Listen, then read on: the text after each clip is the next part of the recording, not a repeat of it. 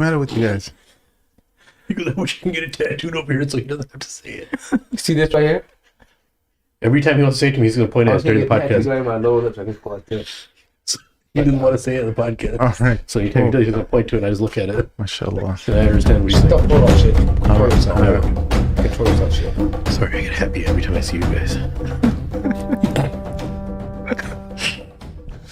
Assalamu alaikum and welcome to the Mad Mamluks podcast. My name is Sim. Along with me are my co-hosts, Sheikh Amir and Mort.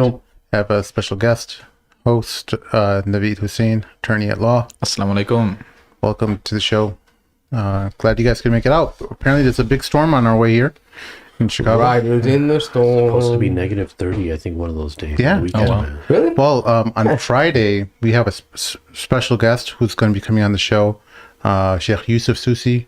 For those of you who are on Facebook in the media, or not in the media space, or the Muslim influencer space. I'm butchering it, but he's a person of Sheikh of knowledge. You know, he's definitely has a great deal of wisdom and a lot of provocative posts. He's along the line of Dr. Shadi al-Masri, kind of lots of brazen posts and some funny ones, some controversial ones, and I think we'll have a good time talking to him.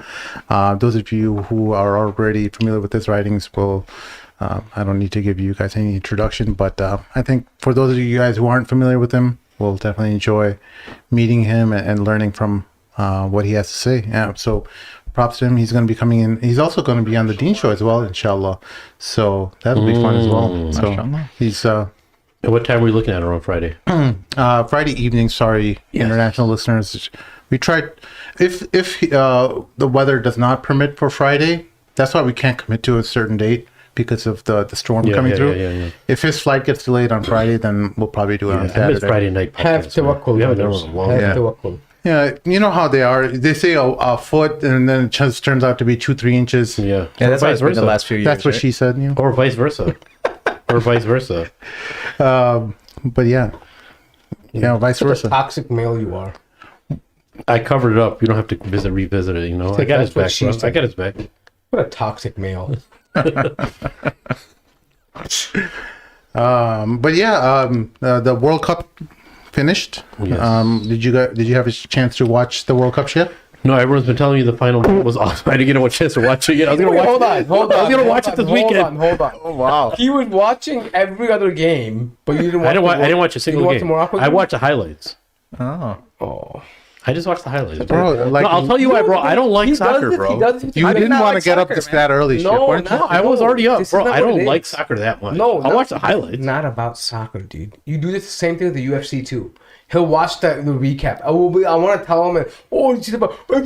No, I do have basketball. MMA For UFC, I watch all of them. No, Yeah. UFC watches everything. No, every time. There's been so many times I tell you, don't tell me. I'm gonna watch MMA show when I get home. I'm not. Yeah, it's the Yeah, I full remember fight. share That just means I don't. Yeah, I'm too cheap to but I'm order saying the fight. He doesn't watch the live event. He watches the replay. So you can't ever 'Cause it's talk free, to him. bro. No, that's a different thing from what FIFA. He just doesn't care about. He just No doesn't. kid. I mean, what other sports do you watch? Like basketball, No, football, no, nothing? no. Just highlights. fighting. So when it comes to basketball, I'll watch the finals and I'll watch the Super Bowl. Man, subhanallah. He watches women's volleyball. Oh, really? I don't even know women play volleyball. I thought they played badminton. No, actually, I don't watch sports either. But when it came to soccer, I mean, I just love. No, to everyone's watch the telling me. soccer, I was yeah. trying really hard. I'm telling you guys. I'm not making this up. I was like, all right, everyone's getting into it. I really had to meditate to get into it. Oh no! You know, you're like, Dude, watching, but it didn't work. Man. Watching Morocco take out Spain and Portugal was bliss. Seeing Saudi Arabia beat Argentina was amazing. Yeah. Seeing Japan knock out Germany, like those kind of moments, like it just the last World Cup. Think about it, bro. Argentina comes up with 2 goals in the first half. Mbappe comes with 2 goals in the second half. It's tied. What's Mbappe? Mbappe, you know that one French song? player. Mbappe. Oh, the okay, handsome okay. brother. He's Yeah. like the star player. He's like a stepbrother. He plays for the UFC. Okay. I mean, he plays for France. Yeah, but anyways, Okay. anyways, there's a controversy on him though because apparently they caught him with a transsexual Mbappe. Yeah, Yeah. Are you sure? Google it, bro. He was caught with the transsexual. Wow. Apparently, he was Allegedly. supposed to be an Algerian transsexual too. But anyways, no. So for them, why does it even matter anyway? no, it's just people that have a thing against them. It's not just from the sport, Okay. but generally people who will follow. Anyway, so but then it goes to the final penalty shootout, and they don't. The goalie blocks all three. I mean, this is probably one of the best World Cups since we've been alive. Absolutely. I heard. I mean, it was even the finale of it, and just the whole, the whole thing about Messi on the way out and getting another, raising the World Cup. It was a phenomenal ending, and even people who were trying to crap on Qatar for holding it, all sorts of things. Oh, you can't drink your beer. You're not with the LGBTQ. Oh my God! And then afterward, they said there was no violence, barely any violence. Yeah, because of no and they drinking. also changed it from the summertime to December. I mean, to November, right? Because of November, December, because of the heat, right? So they were complaining about that. I like But how they swayed that policy. That was awesome. it ended up being like a very successful World Cup for FIFA. In terms of safety, logistics, Bro, accommodation. Do you know how much it was Qatar also spent on the World Cup? I'm over 300 billion either. It was like including 280 billion or something. Yeah. But I anyways, think Brazil but- spent like 15 billion. That was the second most. Yeah, and like, but then again, this was the most technologically advanced. It was. FIFA as well too, World Cup, because they had the VAR, which was like they had trackers in the ball. They could test the speed, how hard it kicked, all these things over the line. They can do virtual replays. Also, their technology in FIFA, for the fans, where like you could be looking at your cam to like zoom in, like to watch the field, and you could tap players and interact with and see what their stats were, who they were, what team they belong to, what club. Live they while they're for. playing. Yeah, you could That's just pretty imagine. dope. You know how you scan a QR code? Yeah.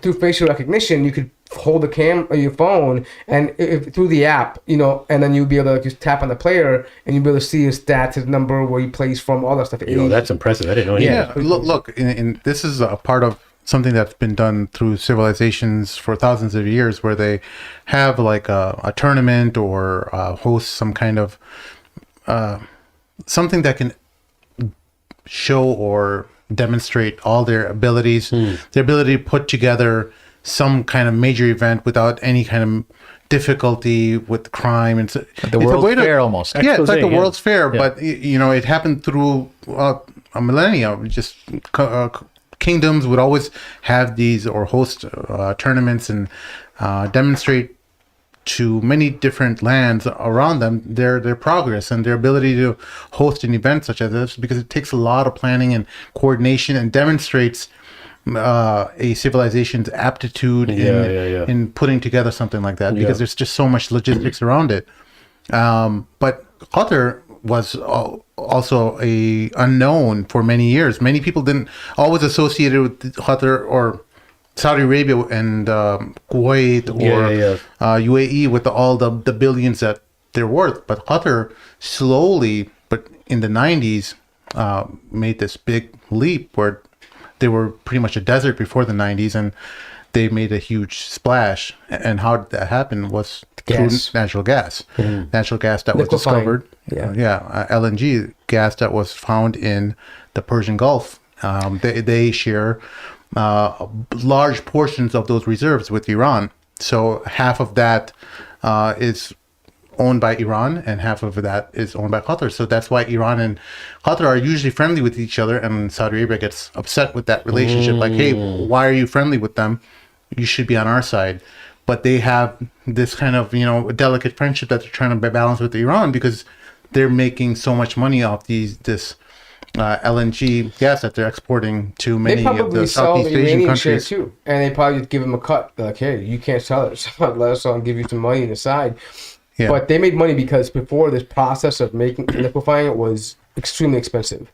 And when as the technology progressed, they were able to do it at a cheaper. So in 1948 is right after World War II, Qatar and Shell from America discovered all this natural gas reserves in the Persian Gulf, but they didn't know what to do with it. They're like, oh well, there's not much of a market. It's just too expensive to transport and send. That's the liquefying part you're talking about, right? So later on, as technology developed into the 70s, it still wasn't that very much a a profitable cause. Even though LNG was invented, the logistical aspect of transporting LNG into another area or another country, they also need the infrastructure to keep it cool. In Qatar, keeping LNG requires liquefied natural gas requires a lot of cooling, and that's in a desert that's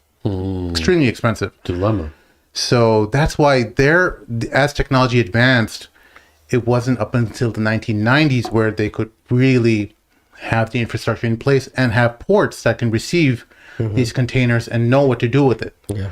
So the LNG was able to be transported to many of their southeastern customers, Malaysia, Indonesia, clients, right. Japan. So all these other countries were buying their gas from China. And what's China? I can't remember what's their main source, but so Qatar really kind of snuck in there in the middle in the 90s and just made this huge advancement in they had an incredible influx of money, so they ended up buying football clubs. They realized, like, hey, this resource is not going to be around forever, and we're going to have to diversify. So what did they do? They bought hotels. Well, I think they're not only that. I mean, just look, Al Jazeera became a name in the news source. They invested significant amount of funding. Even their Qatar Airways, a phenomenal airline. People love to fly it, especially people who are flying to East Asia. They love flying to Qatar Airways. And they also significantly built up their infrastructure for financial hubs in districts.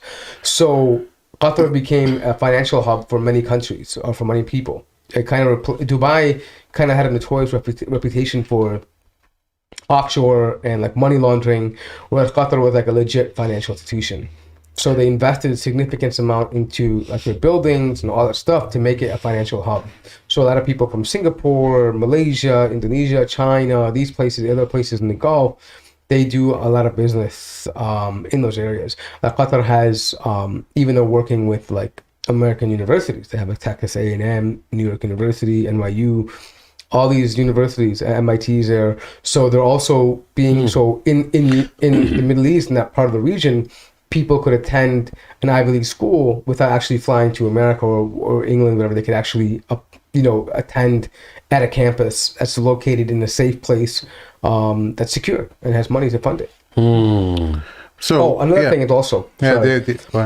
They're able to significantly also save their money because they didn't need to invest in military, because they have a deal with the Americans, because Americans built their bases over there. So they said entrusted their entire stability and security of the country to the Americans, but that not having to spend billions of dollars yearly in your infrastructure to upkeep a military also allows you to have expendable money.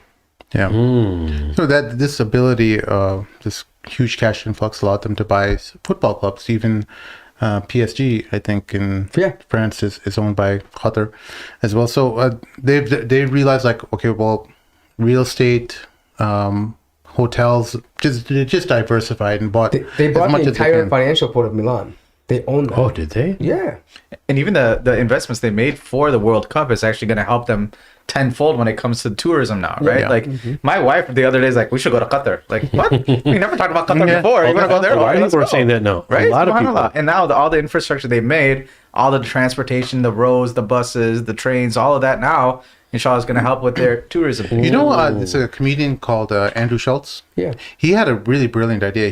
I was just flipping through my YouTube and I saw one of his episodes where he was talking about Qatar should make like a Disneyland for practicing Muslims. That's a great idea. That's a great become idea. A hub for practicing Muslims to come from all over the world and have their They have one of those in Abu Dhabi. Their type of center or something, right? It's like a theme park. They have one of those. No, but not just like a Disneyland, but like make the entire country like a place for where Muslims who are actually practicing, who want to have that, all the things that are required regarding morality, around them. Oh, you mean in a sense, Disneyland in a sense that where you can have a place where people can actually move and relocate to? Not a tourism hub, bro. Is what I'm saying. Muslims. Now you know how like Dubai has some of those things where they have like pools and like diving centers and skydiving buildings and stuff like that. But imagine something that is like Muslim themed, because Dubai is like attracts everyone from everywhere. They don't care. They don't discriminate. But that also doesn't really satisfy a lot of Islamic requirements. Like, The Islamists. like Sheikh Amr, he won't go to a sporting event if it's mixed. You know, there's no way he'll go. Forget about the alcohol. So you want like a men's only UFC event to be held? Like for example, yeah. I'm not saying I want that, but there are people like No, say you do. Don't have any shame in your game, brother. I'm down with it, bro. No shame in the game, bro. I don't know how I came across, or I don't know. He's trying to, I mean, it's like More, a bad stop thing. getting defensive, all right? Sheikh Break this Amr up. had a legitimate demand, and I think we should meet the Sheikh's demand. Anyways, you know one thing I Would you come to UFC event if it was male only? Yeah, well, there's yes, he Plead the would. fifth. He's gonna plead I the want fifth. to ask you a question. the fifth the attorney chimes in. Hold on, before that, let me mention something else. The so one of our friends went there. Actually, a few of our friends went there. Yeah, and but Didn't know you had them. when I was watching a special, I didn't realize this, that everybody in the stadium that sat down, they had like a Dawa package on every seat, right? And they had two stadiums there, right? And that project, they had things that were like translated in like 30 different languages. Their apps that so just the portion of translation for the Dawa, not all Dawa material, just for the translation aspect, for not even all, just some of the material that they were going to put out there into all these different languages, they actually hired 2,000 people just for that. Only that element. But you know what's crazy? In just on the surface figures, in a couple of in I think a couple of weeks over there, like there's been a couple thousand Muslims. Yeah. There are all these like masjids and all these people on Instagram talking about all these shahadas, people taking that guy, shahada. Imam bin Farouk, was there. He went there. Oh, he was? Yeah, and he said just by him alone, he's doing 1,000 shahadas. Subhanallah. Wow. Yeah. So Just his organization? I mean, when he was there, yeah, 1,000 shahadas he mentioned. In 20 days, right? It was a 20-day event? Something like that. Yeah. 28 days, I think, right? Yeah. But I'm saying but the thing is that it wasn't just one da'i. It was like the du'at in general. Like meaning they invested. Like for example, they had billboards up to remind people. Yeah. They had a hadith. That Yeah. was I saw that. Yeah. Even the opening about the ayah in the Quran they put in there. And the hadith, right? I saw that they pasted everywhere, like all these different hadith Yeah. about like being nice to your guest and all that. They used relevant hadith. It wasn't just random and then stuff. also like the prayer rooms were all glass, so people could see them praying. It wasn't like something that they didn't want to make it like, okay, here's the World Cup, and then the country, the culture is separate from the World Cup. No, they wanted to infuse the culture and Islam within the World Cup experience. And I think soccer actually allows for that, right? Because you don't have like every 2 seconds the game stops and there's an advertisement. No, it's 45 minutes straight play, no cutting away. Yeah. So you don't have to worry about these crazy advertisements. And it's awesome that they invested in soccer, not like the Olympics or something like that, and try to do this alongside the Olympics, because it wouldn't work. I think it works because it's soccer, because it's universal, because it attracts so many people from around the world. I actually have more love of the game of soccer than than the rest of this. But I thought that was a great combination between the Dawa and soccer. One of the amazing things about Qatar is also that it's a political asylum for many Islamists across the world. Many people who are tortured by their governments or are under persecution are able to flee to Qatar. And I don't know what the philosophy is behind their leader having this accommodating culture. Yusuf Qaradawi was there for such a long time. Qaradawi, many. Their idea is very simple, that we want Muslims to thrive. Yeah. And we're not going to let people, just because they're different, Yeah. as long as they don't violate the tenets, they should have the freedom to express their views, as long as it's not something that's completely chaotic. Yeah. Part of that could be political too. I mean, but generally speaking, the government of Qatar is very accommodating, but they're also very open about their fondness of Islam. They're not shying away from that. And and that's why I think the how much effort and work. Look, they didn't have to put this much effort and work, right? And people are going to talk about whatever the workers or situation, all that. Even though the people who came from the West that made those accusations, true accusations and allegations against them, they may be true, but it was very hypocritical. But one thing that I did appreciate is them involving so much Islam it kind of look, dude. For me, when all you hear in the news of all of the downfalls that are occurring, and all of the wretchedness that's approaching the Muslim world, when you see something like that, it's like a breath of fresh air. There's still a lot of khair left in this ummah. You know what I'm saying? Because they didn't have to do all that. I know there's going to be criticism, though. Of course there will be. Of course there will be. And I think that in some ways it is right. I mean, in some ways, of course it's rightful. For example, but it gives you a different tunnel of hope. $200 billion, spent. That's a whole lot of people you could feed. Of course. The refugees, right? Sure. But again, I think people who are I think it's a fair criticism, but I think I'd like them to also think that there are political entities, there are movements that countries would do anyway as a nation to progress, right? Like, so them spending the exposure and then spending that money, yes, in turn makes them money too and exposure, but the way they did it should be appreciated. Meaning it brings the normacy of Islam, the culture, the people, the hospitality, the values, all of that is important to also radiate through the world, right? So in some way, you can argue maybe the dawah was too expensive to spend that much money for that message, but I would argue in a counter way that at a national level, there's no cheap way to do it. No, not only that, Mark, the whole money thing, I completely agree, $280+ billion. But look, right now, it's a surprise for us when a Muslim government does something, especially at such a large scale, just the basics of what every Muslim should be doing. Like, if you think about it, what Qatar actually did is what the basics of any Muslim should do. But to us, that's a surprise. Why is it a surprise for us? Or are we talking about what they did? What do you mean by that? Well, like, praying, they did the basic no thing for Muslims, no alcohol. It's a no-brainer for Muslims. Of course, there shouldn't be alcohol in a Muslim country. Yeah. You know what I'm saying? But for the World Cup, right? Oh. So what I'm saying is they're actually just adhere to the basics of Islam. And it's a beautiful thing. That's what I'm saying. The billions and all that they spent, of course they're going to do something like that. And it's ridiculous. I get it. But the thing that's to appreciate here is on that level, they just did the basics. And it's impressive. Because and the thing is that's really all that's mainly what people want to see. Exactly. That's all you need. That's it. Yeah. That's all you need. Yeah. Right. You just need to see it in action a little bit. Yeah. Right. And the thing is that we don't expect you to be like this, have someone call the adhan in the middle of the game and stop everything. It's not what we're expecting to see, but the fact that you represent the religion and you respect those boundaries is what, and it helps people outside the Muslim world too, right? Because now a lot of times people like us, we have to say, well, we believe that our culture is superior, our ideologues, our views and our ideas are better. And the first thing that usually comes about is, well, how come nobody wants to be in your place? Nobody wants to be where you are, right? And now you have all these people coming back saying, I had a time of my life. Women are like, I've never felt safer in my life, right? And they're actually saying these things that kind of reinforces those values, argumentative, polemical points that we make about the safety of women, the culture, the separation of gender, how it benefits people, the non-alcoholic culture, how it benefits people, how people enjoy these kinds of things were reinforced by Qatar, and it helps us say, look, that's an example of how an event could happen. You could have millions of people show up and enjoy it without the use of alcohol, without the complete chaos, without the threat to violence or any of these things. One of the most important side benefits that kind of happened as a result of this tournament was that Qatar learned that their allies in the West, the leftist liberals, who they traditionally would work through AJ Plus, because AJ Plus was kind of like the Western wing of Al Jazeera.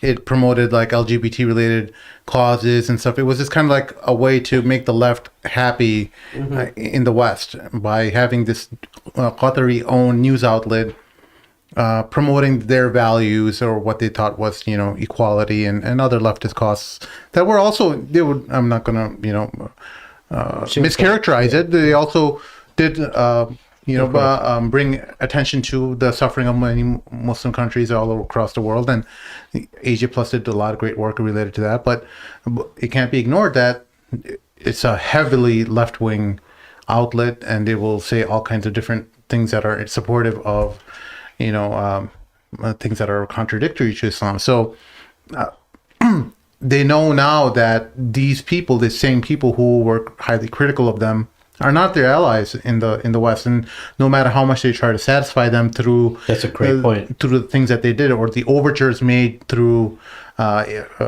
media outlets like AJ Plus. It's not going to be enough. Then they won't be satisfied with you until you give up your Islam. Yeah, I mean, I think the lesson that I took away from this was that Dawah doesn't have to be like this logical argument and like, you know, breaking down the Trinity and, you know, what we're kind of used to and what we enjoy. Really, if we have people experience Islam, like you said, the basics, seeing prayer 5 times a day, not having naked women everywhere, you know, there's no alcohol in the streets, like these basic things, just showing that to the West is so, you know, monumental and so influential. We don't need to be that hardcore in our dawah. Just as simple as this, subhanAllah, so many people are going to be attracted to Islam. So many people took shahada. And so how so many people will also be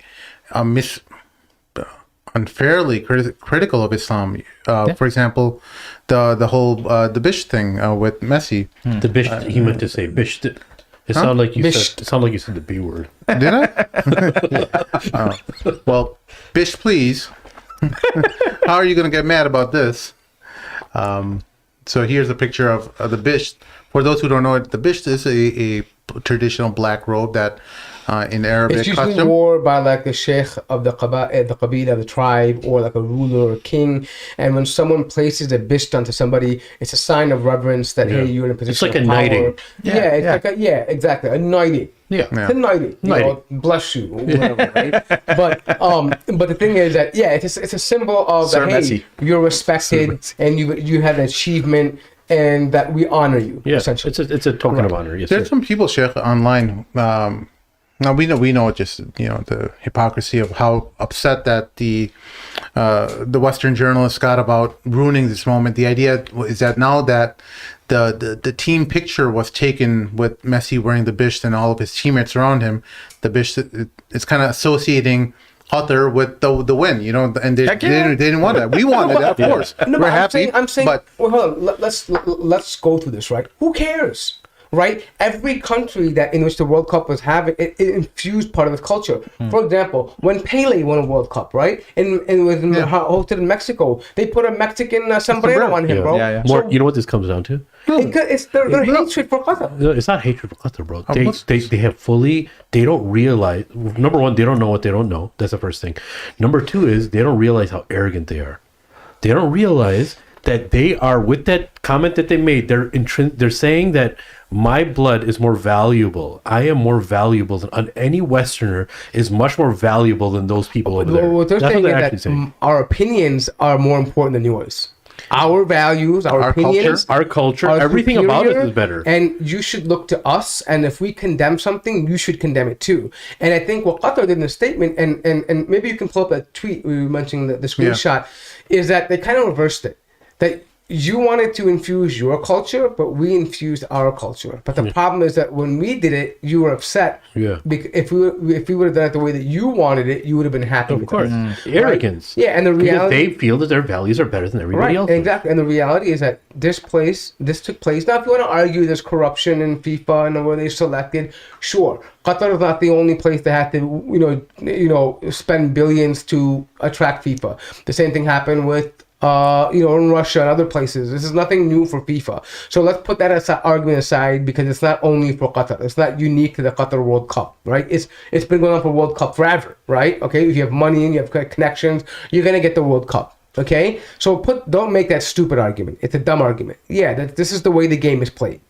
But every place the World Cup has happened, that host country generally had part of its own experience infused in there. Why? Because it's a moment that millions of people who are not familiar with your culture and who you are as a people get to experience your culture, and it builds cultural bridges. Why wouldn't you take advantage of that moment to build that cultural bridge, especially in the case of Qatar, where you're a relatively unknown country to many people? Yeah. Why wouldn't you take opportunity? It just seems idiotic that you would push somebody else's agenda instead of your own, and you promote your own country and your own values when you have the spotlight, right? That's like me. That's like America doing something like hosting the Olympics and then just just representing the values of India. Why the hell would they do that? Yeah, bro. If this happened in India, they would just put some, roses around his neck. That no one would say anything there. They do some put some dollars around his head. That's what would happen in India. So here we go. Here's the tweet that Mort was talking about. So Lori Whitehall or Lori Whitwell, said He's a Qatar, soccer commentator from the UK. Qatar obviously wanted to be present in the World Cup trophy pictures, hence putting that black bisht on Messi, but just made for a weird, unnecessary look amid a sea of blue and white sporting shirts. It should be a moment for the players, not the host. Grossly indulgent. So Qatari, I think he's the ambassador of Qatar. No, he's a sports journalist in Qatar. Oh, sports journal. Okay. So Qatari responded, the same way you try to present with your LGBT... You try to be present with your LGBT. To be present with your LGBT propaganda throughout the tournament, it should be a moment for the players, not your political ideas. Grossly indulgent. Zinger! That's so to the point. That is a halal zinger burger right there. Yeah. That's a zinger. Like Short that and hurt. sweet, bro. Yeah, Short and sweet. but I think that sums up the issue these people have. Yeah. Right? I guarantee you if they put a rainbow bisht on him, they wouldn't have a problem with it. Oh no, they'd love They would have loved it. They'd Oh, love how cultural, how beautiful that is. We love the culture of Qatar. Look at that rainbow bisht, Yeah, right? yeah, But there was no problem with it. Rainbow fish. All right, we have someone in the stream who wants to jump in. Go ahead Jump on and ask a question. Always, are you there? Always Huck. Waste. I think it was. Assalamu alaikum. Walaikum salam. Walaikum salam. Can you brothers hear me? Yeah, we can hear you. Go for it. Long time listener, brothers. I think I've reached out to you a couple of times. But I know you guys are busy. But mashallah, I love what you guys are doing, man. Thank you, man. You have a question, or No, it's just. You just showing love, bro. That's Oh, awesome. I did have actually, I just want to show some love, and I actually, what I did want to bring up was you guys brought up a really good point. That, a lot of times we get caught up in the whole, giving dawah with our trying to get like an intelligent argument, trying to put people down, but a lot of it kind of goes under the radar of just being Muslim and how that affects people. And even though there's a lot of people that I think making arguments about why are Muslims, why Islam is the truth and why you should follow it and why your religion is bad or your lifestyle is bad. Because I work, alhamdulillah, I work with an organization that does a lot of work with like converts and new Muslims returning, and a lot of times their stories are not really about argument. It's just about how they were treated. That's true. Absolutely, how man. they view Muslims. It's all social issues. Yeah. Experiential, man. yeah, absolutely. Oh yeah. Well, thank you for joining, Always, and And I was just wondering, like, what you. go ahead. Yeah, sorry, I just had one question for you guys. I was wondering, what are your thoughts on just, I know we have a lot of things that are going on with like the UK Dawa scene, but do you guys think that there's like an American Dawa scene that's maybe under the radar? Oh, that's a good question. I think the American Dawa scene is still nascent. The main problem with American Dawa compared to UK is that America is so far spread apart as a country, just geographically, that the major cities are very difficult to. It's not very difficult. It's just expensive to fly out. Whereas you guys everyone in the UK is just connected through the tube system, and far away places are just hours away. But I think also though, like this, I think the culture of the UK is a bit different too because of the fact that Muslims have been there longer. Yeah. So you're talking about Muslims that are third and second generation. yeah, Right? And so they're already embedded and comfortable in society. And so they have huge pockets of Muslim communities. Like I mentioned, geographically, it's condensed. And I think that leads to two issues. Number one, they're able to coordinate better, but also number two, they're able to refine their beliefs and arguments and put forward a unified front as far as what we're making dawah to and who we are. Yeah. Right? In America, we're spread out so far that you can find any different groups, different areas have different groups making dawah, and they're kind of misaligned. Right? Like one is calling to this, one is calling to that, one believes in this kind of thing. And so there's no unified front in terms of making dawah. In America, it's a free-for-all. Oh, you want to make dawah? We have many people, du'at in America, many. but everyone's kind of on their own pace. Oh, you're in California, you're here, you're in this park, you're in this town, you're here, you're on the internet, you're here. It's not really like this unified front. Whereas like in the UK scene, a lot of the duat know each other. Like on first name basis, they meet, they're in groups, they coordinate. Like I'm in a Hyde Park Dawa group, and they're very coordinated, like about what they're doing, where they're showing up to, what they're going to respond to collectively. I don't see that in the Muslim American scene. Yeah, but the dynamics are different though, right? Because very different. like you said, it's second, third generation. And so you have kind of your own pockets and it's like us versus them. But I feel like a lot of the American Dawa scene is like, we're a little bit more integrated, maybe because, we want to fit in. But I do think that there is an underground Dawa scene, right? Like when it comes to like our own local masajid, our own local institutions, we have Tali, for example, we have like these places that are looking out, but you're right, it's not unified. And I don't think we have those same names that they do in the UK. And it's more grassroots type of Dawa than it is like this major scenes, and we don't have like the public corners and those types. I think the reason for that is also because they were in the UK, they were quick to use YouTube as a front. That's right? true. Like Speaker's Corner. And like here, it's not, we have many du'at that are not really known here, but they're not on YouTube because there's no Speaker's Corner in that sense. The other thing also is that the type of Dawa is different. Majority of people in the UK are like largely non-religious and spiritual and not really Christian anymore. America has a huge evangelical population where it's largely polemical. So when you get involved with Islamic Dawa essentially, you're really looking to enter a polemical debate. Right? You're going to have to be very familiar with the biblical literature, with other things, because they're very adamant about their Christianity. So it's a different scene than the UK scene. I'm not saying there's no, political debates, or polemical debates there. There are, there are some radical Christians that are out there too, that they come to the park. But the average, English person or British citizen is not like as religious as you would say someone like from Middle America, right? Or from down south in the Bible Belt, right? We have Bible thumpers here, right? Like, so it's a very different type of Dawah too. No, the culture. Remember, you talk about integration. Look, America's referred to as the melting pot, right? And the UK is referred to as the salad bowl, right? Did you know that more? No, the reason being is, look, the melting pot. In one example I'll give you, in all of our travels, even when we went to Egypt, all the Americans, no matter what culture they come from, they all speak English. Even at home, we speak English with our siblings. In the UK, the Bengali guys that were there, the Pakistani guys, they're all speaking Urdu. And they all speak in Bangla, even though they're second generation, right? So they adhere and they hold on to their culture very strong, and they don't mind being otherized. Actually, they thrive in that because such a small proximity, and 60 million people on that island, right?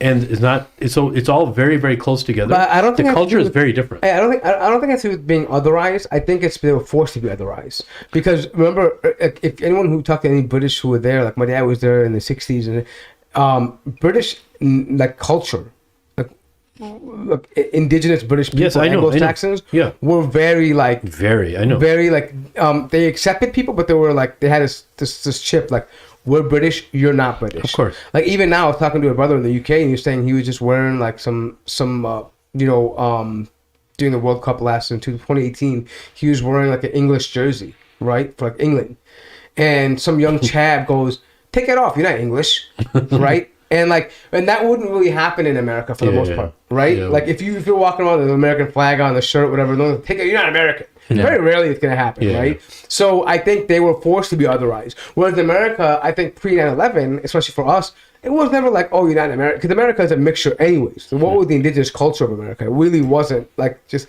it started off like Anglo-Saxon, but from the very early age, you had Chinese, you had, obviously indigenous, you had Mexicans, you had Irish, you had Italian. Everyone that was otherized had already otherized already, right? So the WASP population is already watered down, right? I mean, you have an element of that, but also like, I like to think about UK like New York, right? Because what happened in New York? They would land in New York. You go and you find the Pakistani community, the Indian community. So you had people to hold on to where you can keep your culture. So I think the same thing happened with UK. The people who then went to Chicago, went to LA, they had to integrate a little bit more than the rest of these people. And so again, just like you can have that dichotomy between US Muslims and UK Muslims, it's hard to kind of put everybody in the same bowl in the US. New York Muslims, Chicago Muslims, LA Muslims, very Houston, they're all very different in themselves. They are. California Muslim culture is very different. Absolutely. We get to guest. Yeah, we did, but then he dropped off. No patience. He was a curious character. MashaAllah. Curiosity killed the All cat. right. Thank you for joining us. Ways. We'll see you next time. Thank you for showing the love, brother. Assalamu alaikum. Assalamu alaikum. Sounds good, guys. All right. Folks, if you guys have your questions or comments, this is your time where you can grill us or say nice things about us like Brother Ashraf just did. I didn't pay him, I promise. Or you can come and make fun of Sheikh Amr. Folks, this is a good reminder to make sure you hit that likes button and subscribe if you haven't already done so. Make sure you throw in a comment in the comment section below. And help us out on patreon.com/the Mad Mamluks with whatever you can give. Sheikh Amr really will make dua for you. He's All of us known will make dua to- for him, inshallah, whoever it is. All of us. yeah, We all. especially Sheikh, because You don't know midnight whose du'as are PM. going to get accepted, if bro. you want a Sheikh to make dua for you, make sure you go through Yeah, patreon.com. and Everybody's dua can get accepted, bro. request it because his dua is potent. He's made Super Bowl teams lose the Super Bowl because of his dua. How you gonna bring that back, though, bro? Bro, Allah can accept anybody's dua. What was bro, that one or Super the Bowl other. with It doesn't- where the Steelers lost? It was one of them. Remember? It was his Not I the think Steelers lost. Hold on, it was hold the on. I Steelers- remember. I was talking about this to somebody the other day. He made the dua. He remembered this. So Tom Brady Yeah. was in the Super Bowl. Was this 3 years ago? 4 years ago? Wait, was this when they were They undefeated? came back. Oh no, no. No, they were losing by 28 points. And Yeah, they they came were- back. And they Oh won. yeah. And Yeah. Sheikh starts making I didn't comments. say, dude. Okay, Naveed, you be the judge, all right, bro? You be the judge. I know you're the Dude, I attorney. feel like this is mom and dad fighting, bro. When I see the two of you talking, subhanAllah. So Good this is what answer. happened. This is what happened. Conflict resolution. Tom baby. Brady's team was down by 28. I don't remember what year that was. Someone can Google it or whatever, right? Yeah. And look, I only watched the Super Bowl that year. I didn't. So I watched. First thing, they had a problem when I was appreciating both teams because I'm not a fan of any of those teams. I was like, oh, that was awesome. I was, pick a side. And then the thing came up, like, oh yeah, they lost, man. Tom Brady lost. I was like, did he really though? I mean, they still have a lot of time.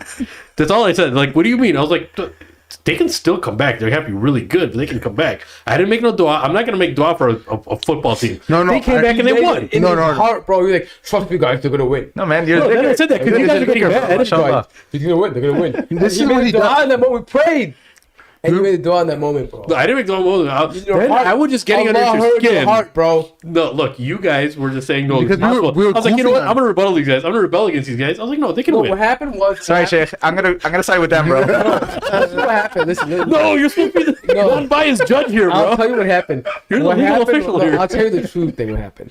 We were clowning him for thinking that Tom Brady could win, and his heart took it hard. And he made that dua in his heart that, that Tom Brady was going to be wrong. And then, boom, Allah answered he felt his pain. He said, his I agonizing pain. You guys are thinking too highly of me, bro. he said, I make my complaints to Allah, not you guys. See, that means you're more pious than all of us. Because I never said that in front of any of these guys. So that's when that moment happened where I felt my stomach sink. I felt something rock. For those who don't know what a big difference this is in American football, in your football, this is like 3 goals down, at the 45th minute. And So then after four, very second half, unlikely you're yeah. going to come back and win, right? Yeah. So you want to know what these guys, their composure was? They were genuinely mad at me. Mort, you know what Mort says? Wallahi, I'm never watching a Super Bowl with you again, bro. That's what he says. And we never did. You never did. Never did. You never did. Yeah. We never watched a Bro. football You game never with did. him So maybe ever. your dua got accepted. Now I know No, who to I text, bro. have to consciously do it. Yeah, bro. I can't wait till we watch Super Bowl together So again. the You gotta pick power the fun Can't, bro. Can't watch with you. The power of Sheikh Amr compels you to donate to. the power. And so if you don't, he might make dua against you. I never. And no. then if that No, happens, just guys, ooh, if you don't do it, I'm donate. never gonna dua against you, bro. These guys speak for me. Number one, they think too highly of me. You just might cut it because it's mic. Yeah. So make sure you, if you don't have Patreon, if you don't know how to navigate that, that's acceptable. You can go through PayPal, paypal.com. Send any form of payment through the madmamlukes@gmail.com. We have t-shirts now that just came in, so we're going to be. Make sure me I get remind one. you, give you one before bro, you leave. for sure. But yeah, if you donate $100, what do you think, Sheikh? If you donate $100, you deserve a free T-shirt. Of course. Okay. Yeah. Donate And a you get dua. a free T-shirt. Yeah. And a dua. Yeah. Mashallah. And a dua. And Personalized dua. when would you make dua for a TMM listener if they, Like what dollar How amount? mu- like for Guys, let's not make this about me. This is so uncomfortable. Do you guys How much do understand you that? charge for dua, Dollar bro? amount How much do you charge for dua? Yeah. what about like you should also have like tiered duas, like for No, what example, about two Tier numbers? duas, crime? Is that tier duas? tiered, like make tiers for the late night duas and for the qiyam. No, hold on. You make special duas for You get those. the pun. You didn't You get the pun, bro. pun. You said the tier duas. Here. Oh, tiered dua. Okay. Imagine me trying to force myself to cry because they paid a certain amount. Hey, there's like a butter challenge that some other YouTubers are doing, like the people who 313. They donate $100. I'm gonna make dua for a whole night in the qiyam for them. Are you talking about the like I live like the Prophet sallallahu alaihi wasallam for a day, a week, or something like that? something like that. Dude, I saw those videos basically like I usually pray 5 times a day and pray tahajjud every night. But this week I'm gonna act like the Prophet sallallahu alaihi wasallam and do XYZ. Like, just for the week. subhanallah. Exactly, just for the week. To make this YouTube video. Yeah.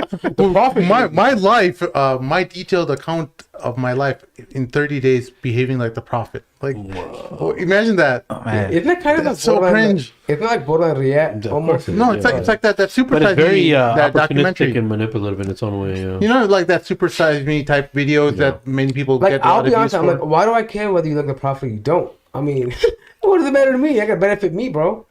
So yeah. I eat liver for my whole. For views, bro. You know, remember the Liver King Liver controversy? King, yeah. Yeah, he was got exposed hilarious. as a strip. That was hilarious. Yeah. So Yeah. Anyways, so yeah, we might introduce these tiers, the tier 1 for tiers. yeah. No, man, these guys can just share your video. If don't pay, share, spread it on. You guys all have Twitter, social Yeah. media. Like, start sharing. I don't know why these guys, mashallah, 10,000. We should be at 100,000, bro. We should, man. Subhanallah. Yeah. Well, the guess we're just not that cool. the Muslim community in America, they're right. When the British people talk about us, we're kind of we don't work well together. We even though like for example like we have many different backgrounds on our set, at least over here. There's people of many different persuasions of Islam, but we don't we don't tie ourselves to a certain team, right? I think the UK And I think that hurts us. Yeah, I think the UK is very clear about, like, if you don't define your aqidah and you don't like put it right there, you don't know where you stand, then we're not sure if we should listen to you. That's only a few Right? groups, man. I think, but again, listen. Hey, we have some very loyal people who listen from the UK. We appreciate their work. But look, man. I mean, to really transition this though. I mean, look. Hey, you like us, you don't like us. Doesn't really matter. Make it into this. Yeah. Oh, let's talk no, about but the this reality, as a what really transition. matters is academics. Like super feminists out there, academics. Yes. Yeah. Are giving us attention. So Here we go. we mean big things to big feminists out there. Here's a big research really paper. important. What you guys are seeing, listeners, on your screen right now, and those of you driving your car in a podcast that'll probably be delayed by the time you get this. I'm not very good about releasing these podcasts, by the way. That's an aside. But there is this article that serious academics out of Australia, Sahar Kumkor and Hizr Mir, or is it Khidr Khan? No, no, no, that's not Khidr. Khidr, it's kind of like Khidr, bro. Okay, so Sahar Gumkor and Hizr Mir published this on the journal called Reorient. Then it's his, her. So they said a crisis of masculinity, the West culture wars in the emerging Muslim manosphere, and they wrote an entire article about a new emergence of category of thought referred to as the alt-wallah. Where in the world was an alt-wallah ever mentioned? I No, don't they're know. trying to put a spin on that fact that because we coined the term right. We're the ones who made it up. Yeah, the No, but Ak-right. they're one thinking ever- about they're thinking about the Palestinians and the Arabs. They say wallah, bro, wallah. No. They're not talking about that. Listen, you have a bad habit of trying to justify why people do dumb stuff. I'm not justifying. Stop it. I think it's ridiculous. Stop it. Justifying. Stop it. Shit. Stop it. Shake, stop this. Stop your good-heartedness right now. I'm not We're about to go justifying. savage. I'm bad. I'm like you level guys, bro. 1,000. I swear I'm on the team. Super Scion feminist, bro. Listen. Alt Wallah. First of all, shame on you, Gumakor, Gumball, whatever your name is, for actually trying to say Wallah in this word. You're making Wallah, which is an oath by Allah. You're mocking this for a bunch of Western academics. Shame on you. Yeah. Well, you were supposed to be the defender of Islam, the real authentic Islam, and now you're mocking the term Wallah when people swear an oath by Allah. When have we ever called ourselves that? You want to call us the Akhbarite? We label ourselves that. You know, and here's the funny part. And I just want to preface this by saying this before he gets into it. Yeah, get into it. If you truly want to mention something that is in an academic fashion, if I was going to write something academically, I wouldn't coin a term and then that they don't talk about themselves with, and then use it to like mock them and then write about them. Yeah. Right? Sure. If you're gonna talk about me, if I'm gonna write an article about feminists, I'm not gonna say, oh, these Muslim feminazis and then blah blah blah. No, I'm gonna use the term Muslim feminist. Right, because it's academically accurate. Yeah. If I don't call myself, and by the way, we're not even familiar with this term. It's not even something people sarcastically joke with us about. Yeah. It's not like they call the Akhbarite alt wallahs. No one does this. So you invent this own term in your feeble little mind, and you make this up, and you convince yourself it's a legitimate term to use, and then you write this entire article using this term, and that's academically honest. Get a life, bro. Honestly. I wonder how long it took him to write that, man. It's long as hell. Yeah. Well, it doesn't. The thing is, I read through this thing, and it doesn't bring anything. Like, it's not an intellectual piece to actually understand what the Muslim manosphere is. Okay, let's just say, call it what it is for the purpose of discussion. Even though there's problems in that as well, because that many of these people who are mentioned have many different subjects that they talk about, including ourselves. It's not coming. It's just a categorization that they're creating.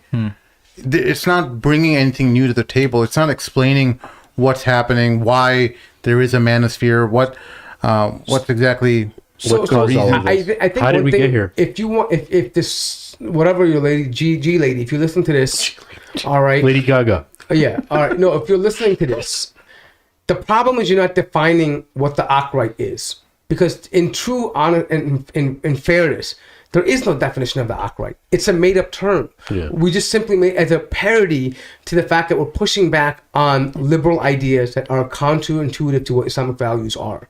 Now, whether you put it in the same category as people like Nabil Aziz and Daniel Hakikachu, I don't mind them, but we're not the same. We have different views. We disagree with them on certain things as well, too, and we agree with them on certain things. There's overlaps. Why? Because our common theme is that we're Muslims. Yeah. So naturally, we're going to have an overlap. Like, for example, this person might have an overlap with some very leftist people as far as Islamic ideas. But we don't label them as, this person as a murtadda or a apostate from Islam. No, we wouldn't do that because it's a general term. However, the point being is that if you truly want to solve this crisis of masculinity, you're going to have to first be able to articulate and define the problem properly first. Yeah. Just lumping a bunch of people into a group and say, don't be like them, and XYZ group is not the solution. Yeah. Because you haven't defined what's problematic about these groups. Yeah. Right? And I think the reason why you didn't do that is because I think you intentionally left it blank, because if you had to actually break down the differences or actually the nuances, you wouldn't be able to categorize them in one group.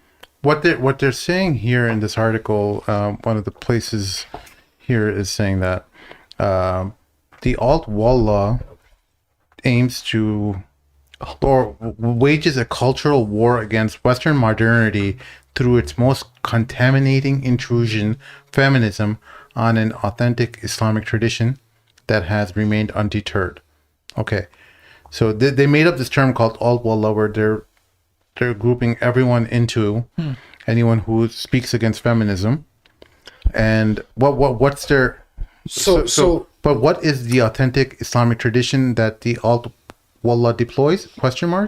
Alt wallah subscribe to a form of declinism, one which accepts Lewis's diagnosis of a crisis within Islam. The nodes of declinism, as illustrated by fundamentalist, declinist, and alt wallah subgroupings, will thus help us to delineate what authentic Islamic tradition and their relation. What is Islamic authentic tradition and their relationship to it? Okay, missed the point. So that no, I'll tell you, that's mumble jumble for basically this: that anyone who's against feminism okay, or make the primary target or talks about it a lot, is part of Alt Wallah. And Alt Wallah is pretty much a bunch of people who subscribe to the idea that Islam is in decline because of Western modernity, and people are moving away from the rigid traditional orthodoxy of Islam. And so therefore, we survive on the idea that Islam is declining, and we have to be the vanguard and protect it, because and so essentially saying that if no modernity or none of these values, these groups wouldn't exist. We would essentially just be, have nothing to fight about. We'd find something else. But here's the problem with this argumentation. First of all, we know from the hadith, of the Nabi sallallahu alaihi wasallam, that Muslims will be in decline. We know that. There's a hadith about that. It's not some kind of it's not a figment of our imagination that Muslims are in decline, right? We know, if you know anything about the history of Islam, we know that from the time of Umar ibn al-Khattab radiallahu anh, he was the door between the ummah and fitna. And from that time, we've been in perpetual fitna. Yeah. Whether in different Islamic empires, and we struggled and strived, we fought one another, but we always preserve some semblance of unity in terms of maybe even symbolically we had it. But the hadith is even more true now about nations gathering around the Muslim ummah, like, they were hungry, predators around a plate of meat, essentially. This is what is that symbolizing? It means that that the state of the ummah is in decline. We're helpless and we're weaklings, essentially, in this point, right? And what's the hadith mentioned about the scum of the? You'd be like continue the hadith. You'll be like the scum on top of the floating above the water.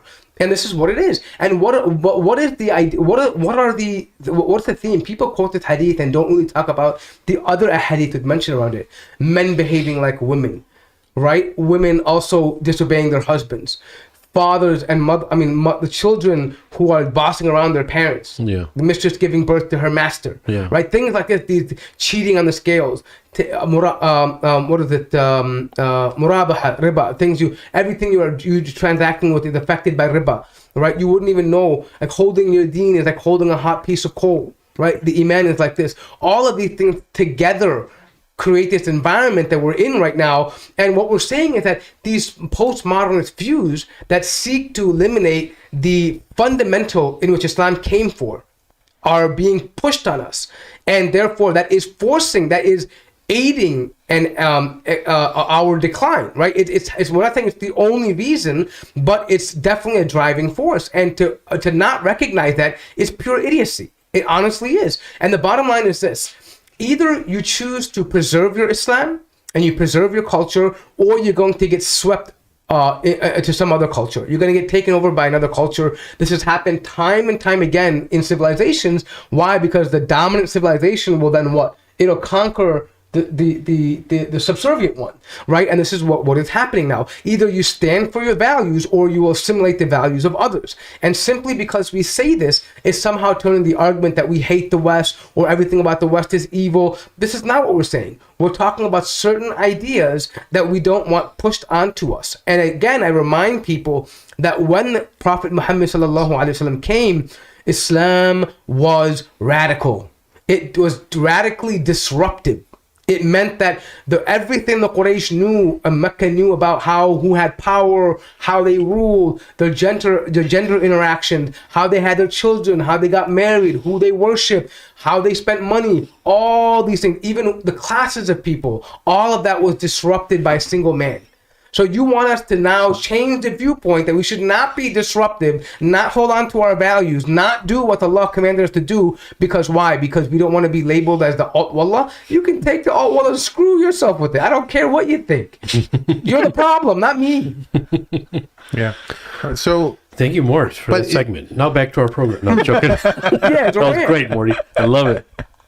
I mean, it does beg the question. There is a group of widely disaffected Muslim men, of course, who seem like the status quo that has been the dominant voice over the past 20 years in the Dawa scene. Whether I don't want to mention names, but major Dawa institutions or group organizations that are related to giving lectures, and from each spectrum, from Salafi to Sufi, there's been a kind of a subservience towards feminism and its values, and allowing some of that discourse to permeate within Islam, right? It's kind of, I think Muslim leadership, imams included, allowed feminist discourse to take control of the narrative that they wanted, because they, whether we like it or not, Muslim women are very are vocal. They're very supportive of your brand. If you have their weight, if you have that demographic behind you, you get a lot of clout and a lot of likes, and you get that push that you need to put you on a platform that and hence to generate revenue, right?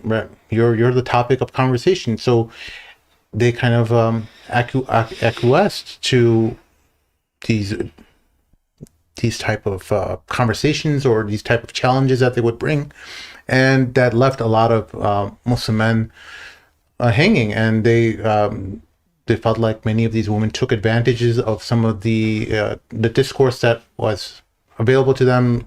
We've talked about it ad nauseum on the podcast about different rights men and women have within Islam, and how some of those rights that women were given were highlighted more than men. For example, sharing of chores in the household and things like that, and it caused a lot of disruption in many families all across the West, because the roles of men and women were kind of being blurred, and divorces happened as a result. So I think what we can learn, at least from the names that were mentioned in this paper, not that we need the paper to know, but there are many of the channels and social media personalities that are talking about male masculinity and talking about fatwa, green pill, from our friend Fahim Ayman Farouk. It's kind of like a pushback against the feminist discourse that had taken a hold in the West. So I think it's kind of misdirected, right? Like, feminism is what it is, right? But it's really just a prong of liberalism in general, right? Like, I think the real problem is liberalism, and what we're doing is that the other side is saying that we're attacking feminism to make it look like we're attacking women and 50% of the population. But really, I think the bigger challenge is on liberalism itself, which leads to men being disenfranchised, which leads to men not having a role, having no purpose, the breakdown of the family, these institutions all coming in, relying on the government rather than relying on your community and relying on each other. I don't think that feminism is really the enemy here. I think the actual enemy is liberalism or some other ideology besides Islam. And if we keep on pointing the finger at feminism, I think we're going to miss the bigger picture. That our discourse needs to stop from feminism, because that is detracting from the bigger enemy. Yeah. Even though feminism is a deeply problematic ideology, you're saying that conversation is taking away from what you're actually trying to accomplish, because it's the people you're trying to convince that feminism is causing problems. They're thinking that you want them not to go to school, like the Taliban just recently. That's not the issue. We're not talking about that, and it's sometimes people mischaracterize your argument purposely just so that they can have an easier time debunking you, because that's just some intellectual laziness that always happens within societies, where you could be talking about, hey, maybe we should do homeschooling, and then someone wants to mischaracterize your argument, saying, "Oh, he doesn't believe his daughter should get educated." Like, no, that's not what I said at all. I just want my kids to go to homeschool, because I feel like that's a better I want them to be able to sleep till 11 o'clock in the morning. I mean, it's almost like society is pushing men to the right and women to the left. Right? I think that's actually very good point. I think there's something also, I think, first of all, here, in the context of what we're speaking about, I agree, feminism is not the main enemy, meaning in the sense that it's a problem, but it's not the source of the issue. However, in the context of what this is what's appalling to me is this. For decades, we've been hearing about how horrible Muslim men are. How horrible. I mean, talking about every khutbah has to be about how, who told you your wife has to cook and clean? Who told you have to do this? For decades, we've been hearing this stuff, right? The complaints about women, right? From the women's side. Did you find one single Muslim man making a academic, quote unquote, research about the plague of feminism in the modern Muslim woman, or none of this stuff? No, you'd be canceled if you did. But I'm saying, no, it wasn't even about canceled. It didn't even dawn on us. No one cared about it enough. We didn't think of it. But now when certain figures will push back. Granted, I have my issues with some of them too, but when they're pushing back on the points that are being raised by people who take it, it's not just feminism. It's the whole idea of feminism is embodied. It's a package deal with certain things on the left. Right? It just is what it is.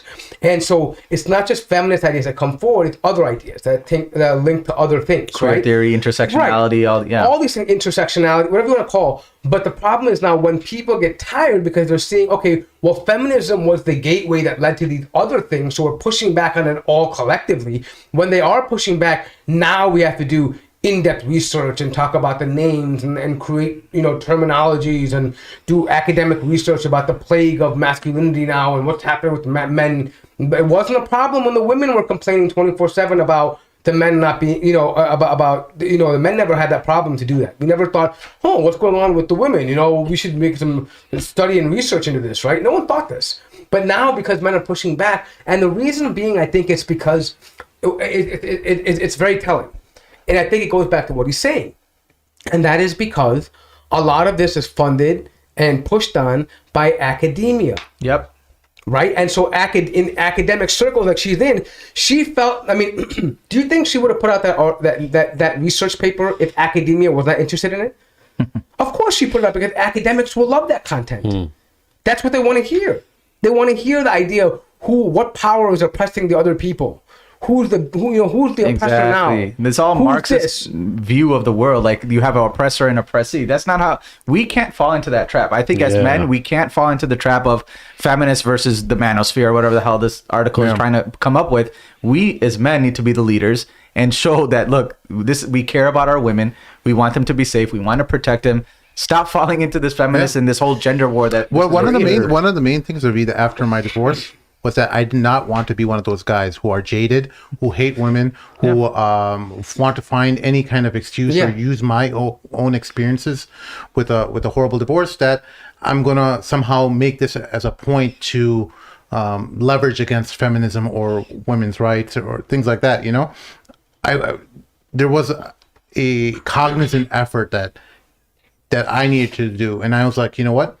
Whatever was the issues with my spouse, that's far and gone. I have to deal with who I am now, and if there were any problems within me, I can fix those. I can't control what's going on the other side, and I had to do a lot of self-reflection and really iron out some of those problems. And I really want young Muslim men to not go through the same. The reason why I even talk about some of these things is, even though it's deeply personal to me, and even talking about that pain, going through that pain, it almost cheapens it because no one knows how painful it is, But I have to talk about it because I want young Muslim men to live to their utmost capabilities, put everything on the table. Yes. Go back when you're looking back at your life when you're 70, 80 years old. Look back with some satisfaction that, hey, I put everything out on the table. There's nothing left uncovered. I did my best. I by the mercy of Allah, we go to Jannah, but you did everything you can to earn that mercy, right? Yeah, I think also the whole issue with this is that the reason why I don't like to buy in this whole idea of just bashing women all the time too is because overplayed. If you expect Muslim men and Muslim women to get married to each other at some point in the future, yes, subhanAllah, how do you spend your a decade in your 20s and 30s hating on the other gender and then magically expect to find a partner who you're going to settle down with? You're already conditioned to hate them. Yeah. Actually, I would argue further that the whole Qawm al-Huruf people, they love this stuff. Because why? It means that straight people won't want to get married to each other. They hate each other. Why would they have any idea of having a relationship? You hate each other to death. So you expect me to teach, I want to ask the whole, the hardcore anti-woman red pill guy, whatever, do you expect that you're going to find the woman you love? And your feelings of these rants you've been having on for years are going to go away magically? They're not going to affect the way that you view the woman that could potentially be your wife, with suspicion and have however ill feelings to them or suspicion to. Of course you would. And the same thing with the feminists. You don't think that there's a man that in the future when you might meet that all this ranting you've been doing might cause you to overlook them or to doubt them or to be suspicious of them. Yeah. How would you ever feel safe if you spend every waking moment hating on the other gender? At what point do you say, oh, well, he's different? Well, then your whole circle is going to come and say, well, no, all men are the same or all women are the same. You can't trust them. Right? And then, so who does it ultimately benefit? Yeah. It benefits all these weird transformers. That's what I'm saying. The whole liberal ideology, the whole liberal movement is what's being benefited by this type of mentality of the gender wars, right? Yeah. And, we blame, poor people, and some say, oh, there's institutional racism. Okay, maybe there is. There's all these external societal problems. But if we keep on the same men who have that, critique of society, you're doing the same thing. You are creating this other external power and not making the change within yourself to say, okay, this woman or, what the real problem is. The real problem is not women. It's these academics, like you said, the theories of LGBT, liberalism, all these things that come into a package. You can't take feminism out and just dissect it by itself. It has to be connected to capitalism, liberalism, all these other isms for you to totally understand it. Intersectionality, right? That's the whole thing. Yes, sir. And I think it's also a larger point too. We always talk about this. I tell this to many people too.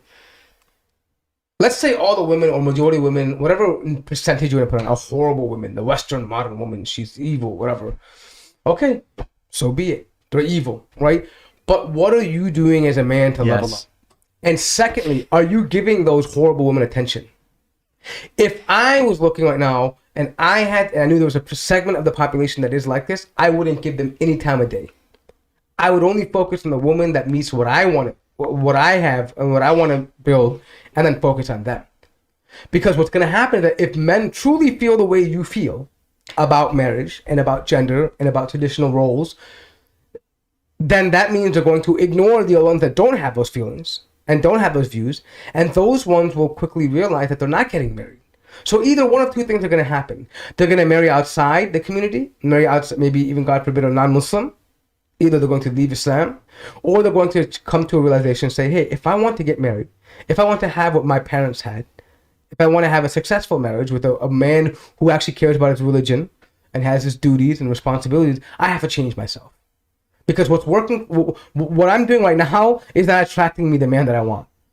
So for me, what I'm saying is that, but you being a man working on yourself, it has so many benefits because A, you're going to avoid that kind of woman.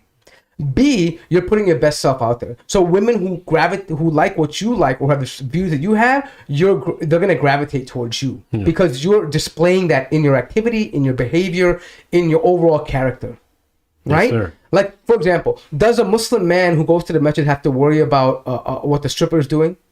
He doesn't even think about her. Yeah. Right? Because he's not occupied with that. He doesn't cross paths with her. Right? But if a stripper wants to get a religious man, she knows that she's going to stop stripping. It's not like, oh, he better accept me for who I am. No one says that. Right? No one does that.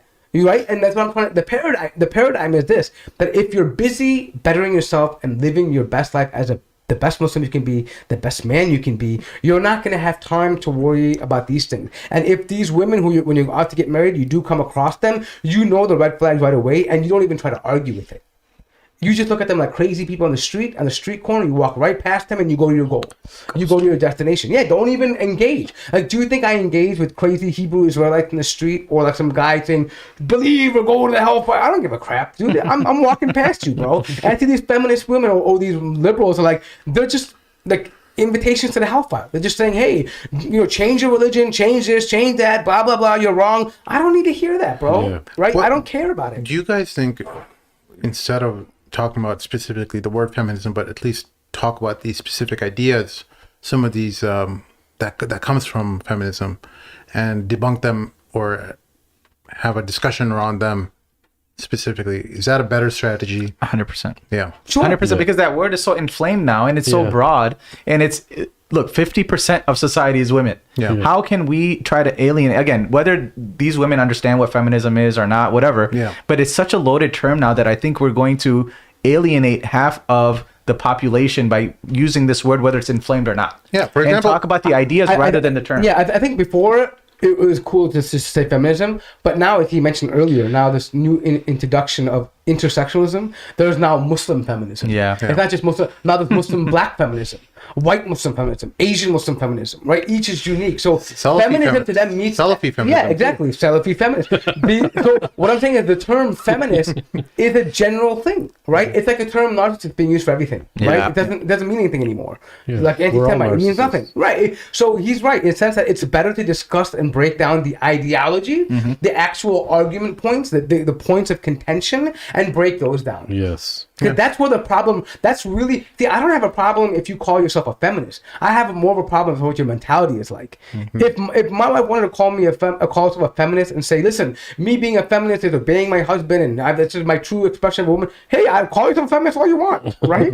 Right? It doesn't, the terms mean nothing, labels mean nothing. It's the effect of these ideas on the relationships you're building. 100%. And it's one of the problems that also many people need to understand how ideologies like feminism can kind of get obfuscated or confusing to understand is because of they all emanate from a postmodernist thought where things can mean different things to each person. So when you say you're feminist, one person means feminism means I can walk naked on the street and no man should be able to say anything.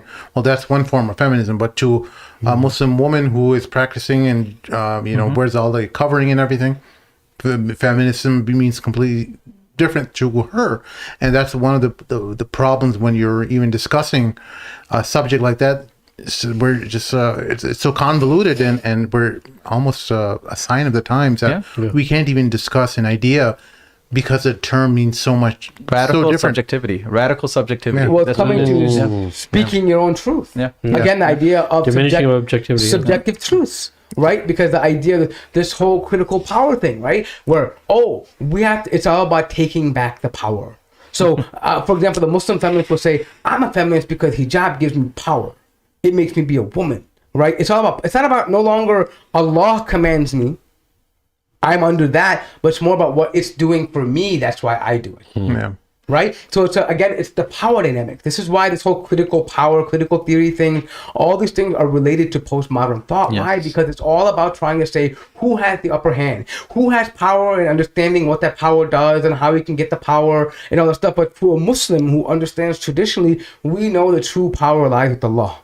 Right. At the end of the day, none of us have any power. We have responsibilities. We have burdens that we carry. We have accountability. This is what we do have. But at the end of the day, that power lies with Allah. He can take it and give it to whom He chooses. Absolutely. So regarding for example, just the whole Taliban banning women from going to universities now, that's just a ban that was implemented, I think yesterday or something. If I advocate for that, am I a feminist? That's another thing. And I was curious what your other guys' thoughts were about the Taliban banning women from going to university.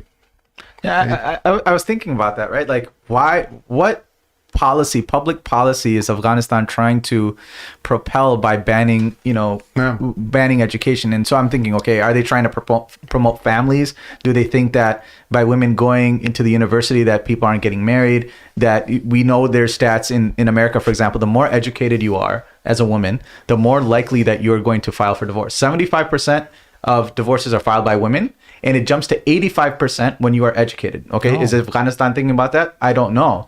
So for me, like, I was thinking the way to really break this down is why the heck are they doing this? Like, it doesn't make sense politically. Well, one of the reasons they mentioned is that they want to study the courses that they're being taught as well. So they want to critically evaluate. What does that mean? They want to. They want to make sure that the curriculum that women are being taught in universities is according to Islam. So is this a temporary hold? It seems like they're at least the way they're trying to frame it is that it's temporary because they're trying to say that it's not conducive to the infrastructure right now, and they don't have all the resources that they can apply towards it. So here's the thing. Again, I can't really comment unless we know what the reason is behind it. Yeah, I really don't. Yeah. On the surface level, look, the country is going through changes, and as far as resources and money and all, this is you have to understand that Survival Afghanistan mode. is not like the U.S. Right? Or it's not like the Western world where they have all this resources and they can just spin up things when they want to do it. This is a country that's been at war for the last 60 years Okay, literally, and has billions of dollars that are stolen from them by this country, by the United States, that's held in their banks. Yeah, and not only that, and then their infrastructure has been destroyed, families have been destroyed, tribal divisions have been instilled, right? There's a lot of things going on here because of this perpetual cycle of war. So if you were to ask me, is it outrageous that they would ban women from going to school right now? It depends on the reason. I don't think it's always the case. What if they, like they said, they want to look at the curriculum? What if that curriculum was given to them by the West and there was an age-old policy that was in place, and they said, wait a minute, we didn't really check this before we let them go back to school. We want to make sure that everything here is, it's all good. Or what if it's a matter of saying, you know what, we have a lot of Afghan youth right now who are just selling things in the street, and they actually want to go to school and go to school for something so they can go out and provide. And let's focus on the young men first so we can get them through school and start building the economy and building our society. Then we can get the women involved too, because right now in those countries, the burden of providing and all these responsibilities falls on the male traditionally, right? The woman is not expected to go out and work in the field with the men. It just doesn't happen culturally. You can't change their culture overnight. So in their culture, if it's aib for a woman to be out there working and providing for her family, the education does nothing for her, because the ultimate goal of education at some point is to use that they have a degree, is to use that to make money, right?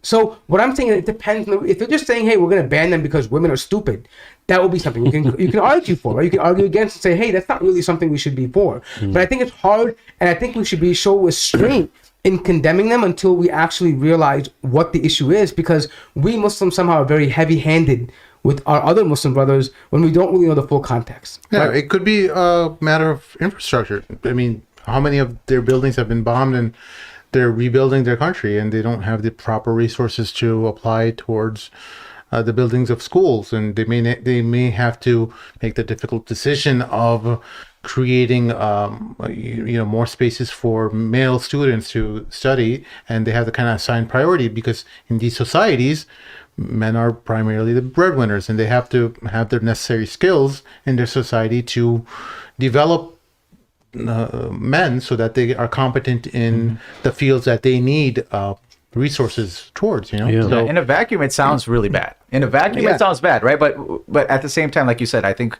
we're so quick to jump to an opinion, into a conclusion, without like zooming out and, okay, why the heck would a country do this? Yeah, especially because they're a country that needs so much better PR. They're desperate for PR that will make them look good, but a headline grabbing thing. But the way Afghanistan has been set to the stage, there's no PR that's going to solve their problem. Man. Well, it's so diminished. And look, I don't know they why were set up for fit. No, I'm look. Yeah. I'm exaggerating, but look, like you said, 60 plus years of war, billions of dollars taken away. Like, what did we expect was going to happen to the country when they weren't? Like, do we have high expectations? I'm not saying that condescending way. Yeah. I'm saying it was set up for failure. The way they were put in a position, it's going to be very difficult for them to be like. We can't think they're an average country. Right. But there's smarter ways they could do this. It's not, for example, if I was the leader of the Taliban or someone, I would say, hey, you know what? We're not going to issue this press release about banning women from going to school. We're going to have. We're going to decrease the level of resources until we have. If let's just say the resources was the. If the article is accurate, if resources was the problem, we're going to scale down the resources so that it's not completely banning women, but only the most talented women are able to go to school. So what would your Taliban name be? Mullah what? Mullah? Mullah Sim. It should Mullah be. Sim. Mullah Sim. Mullah Sim. I've been thinking about a good kunya for myself. I thought like my son's name is Abu Zakaria, so Abu Zakaria al-Madani. Your son is Zakaria. So you would be Abu Zakaria al-Madani. Yeah. Wow. Mashallah. And he lives in Carroll Stream. That's where I came from, though. That was my last place of residency. That's true. I'm sorry. This is beautiful. Anyway, no, man. The reason why I think all of this is like before even reading the article. Let's say the article is true. Like, what did you expect is going to happen to a country like this? Like, people are so like. Sometimes I think they're too stupid. I'm not saying you guys. What I'm saying is people are so stupid. Like, why do they have like this high gauge of understanding of Afghanistan? So wait. Here's the thing. people, let's be honest here, a lot of people speaking about Afghanistan know nothing about Afghani culture. Oh, that's for sure. I don't know. Including me. No, I know. I don't Afghani know culture is anything very about Afghani different. culture. Yeah, I know. Right? There are certain tribal systems and understanding culturally that, for example, we'll say this a lot about the Arab countries. We don't mind progress, but it has to happen at an organic level. Otherwise, society descends into chaos. Yeah. You cannot just come and say radically change a culture and expect everyone, because if the Taliban, what if it may be something as simple as this? The Taliban was originally planning on doing this, but tribal leaders came by and they pushed back and they're threatening rebellion. Is the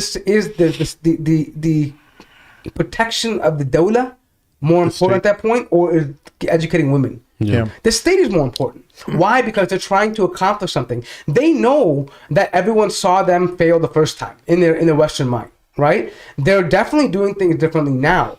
But they know, I believe personally, that their ultimate goal now is to become a financially stable country, because financially stable means they can invest in the programs and infrastructure they need. Because let's be honest here, in the grand scheme of things, money talks in the international world. Yeah. What do you offer the world if you want to be an economic trading partner, and what can you bargain for? Yeah. But right? make no mistake about it. The reason why these headlines grab attention is because Afghanistan is used the same way as the tea movement in the rainbow. Yeah, exactly. It's kind of used as a something to beat on a movement with.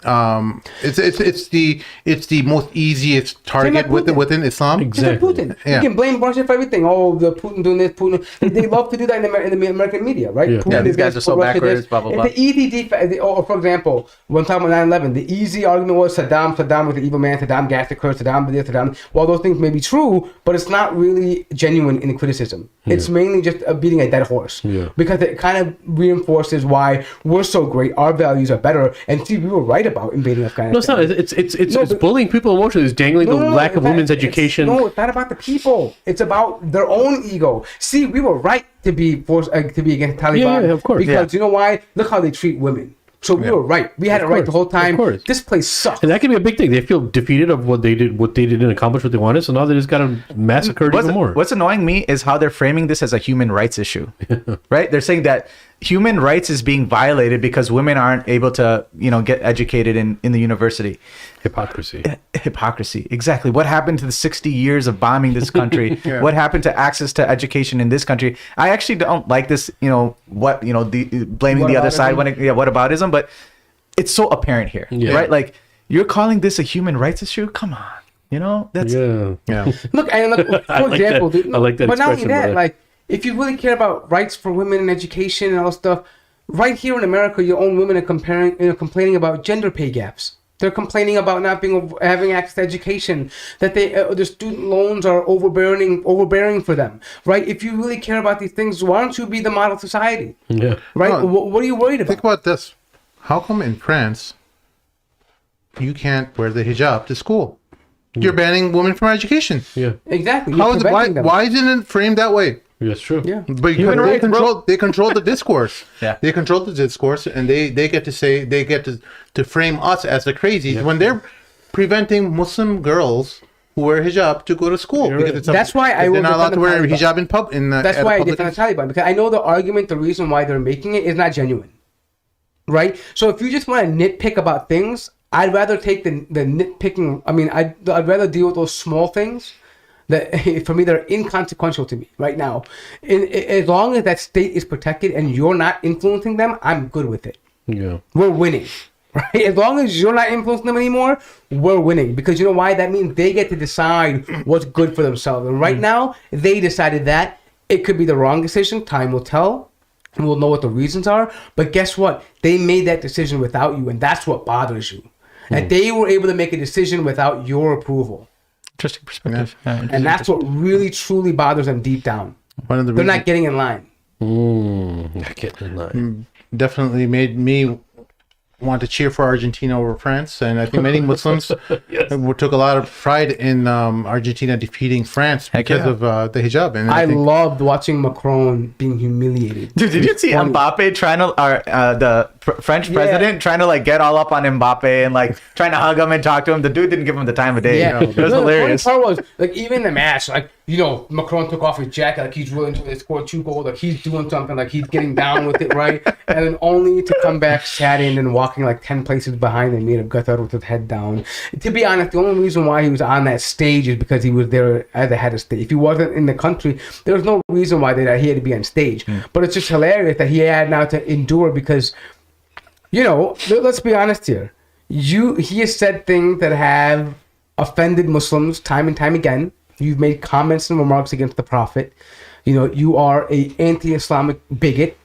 I could care less if that guy was wiped off the face of the earth. Honestly, you're a scumbag to me, right? You're a little peon, and you had to now endure watching not only Argentina beat your team, but then the world celebrate Messi getting a bisht put on him, right? And you had to endure that. And here's the irony behind this. They want to act like they're French when the French are playing, right? But when the French players lose, they're not French anymore, right? Even in 2018 in the World Cup, when they won it, France won the World Cup, right? Despite winning the World Cup, there was an internal memo release in France, but in the football, the soccer organization, that there are too many non-whites that are in the soccer team, and it looked odd. There's not enough white French people when they took the group photo for the World Cup for the official picture. Delicious. And so imagine that, if that is not an utter display of racism and bigotry, and then you expect them to play for you. I'm glad you got humiliated. The French have a history of they're the most, honestly, one of the worst colonizers in the world. One of the worst in history. And they're unapologetic about it either. That's the different thing. Like, I'm not saying America is any better or Britain, but these countries have, at least in some way or fashion, come to some terms that they've done wrong. Right? At least Britain has in some ways, right? As far as integrating them into their society. But France, if you don't know the history of this, France, after their occupation of North Africa, these people migrated into France, right? But they didn't allow them to settle into places like Paris. They put them in the outskirts. Yeah. And now these same French bastards are complaining about the no-go zones, the Sharia zone where the Muslims are there and they don't want to be in it, they don't want to integrate. How could they integrate?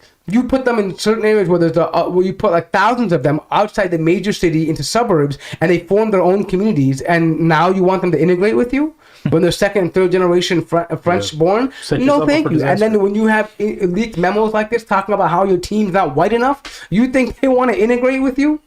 What have you done to integrate them besides kill their ancestors, colonize them, force them to speak French? Fine, they give them some benefit. I agree. French give a lot of people, but when they come in, they get access to school and stuff like this. But is that right the wrong? How does someone, just because you get free education and healthcare, if you walk around feeling like you're hated and you're otherized, all the time, do you think that won't affect your psychology? Yeah, it won't. It won't. Anyway, that's our show. Unless you guys have any other final comments, anything? Speak now or hold your speech. Many thanks, Brother Naveed. It was always a pleasure, man. Yeah, so man. Awesome. I'm going to get to hang out with Sheikh Saab, mashallah. Not you now, bro. I came here because you were going to be here. Bro, I've been looking up to you for years, bro. Just for the sidelines, Yeah, probably like half an inch taller than Just you. call him Sheikh Blue-Eyed Devil. Mashallah. By the way, if it wasn't clear to some knuckleheads in the chat, we were joking about Sheikh would make dua for you for. Oh my God! There's some people who Why are you bringing that? No, there's some people. I got tired of him and I banned him. Oh, But yeah, he was just being a bit stupid, and he's not interpreting the joke as a joke, but he's being trying to say that we want. We'll pass out duas for cash. So I guess the guy probably watches too many of those basic TV channels with their peers that solve your problems for. They pray for you on your behalf. Your qada. I don't know, man. Oh wait, we got one question though. What? Someone for Naveed. Oh, dang. So I figured since he's on the show, the Okay, guy you got like a minute, bro. Mako 100. You got your attention now. So you better ask it now or forever hold your peace. And I saw you an invoice later. Naveed, do you get your snowblower working? Yeah, for sure. You do your own snowblowing, or? Oh no, I have an HOA. You got a guy who? That's what I'm tell him forever, bro. I know I had it done last year, but then but the DC came out in my heart and said stop paying. I found a really good snowblower at a really good deal, like $80 or something, but it was like worth $500.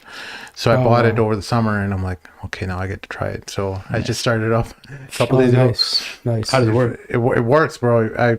It worked when I bought it, but sometimes, over the period of months, these engines have problems and stuff, and you need to do a carburetor cleaning and stuff. And I was really worried. There was a moment where it wasn't turning on, and then he told me about the whole escapade, and we were on Xbox Live, and he was telling me how he was troubled that his snowblower wasn't starting, and he solved it by buying some carb cleaners on the internet. And so it was pretty intense, but had to call Morty first, though. Yeah. So where's Moco 100? We're kind of waiting, brother. You're kind of holding up the line, so I'm not trying to be an a-hole to you, but brothers have things to do. This is me. All right, how about you throw it in the chat, and we'll ask you, or we'll try to answer it in the chat, inshallah. And if you donate to the Madam Luke, so we see your receipt, we'll give you the answer. Yeah. Every donation. Just kidding. Not every, but anyone who commits to a monthly subscription on Patreon or gives through PayPal, you will be added to our TMM WhatsApp list, where you can see what's happening in the background and some of the discussions that happen. Usually it's fun. If you are a rabble-rouser and cause problems, you'll be kicked. But we haven't had to do much of that. People usually leave on their own when they're triggered. So, all right. It's just a fact. You do. To be honest, I don't hold back, so that's sometimes why some people get annoyed. Some people just don't want to get upset about things. So that's fine. We'll see y'all next time. Assalamu alaikum. Wa alaikum assalam.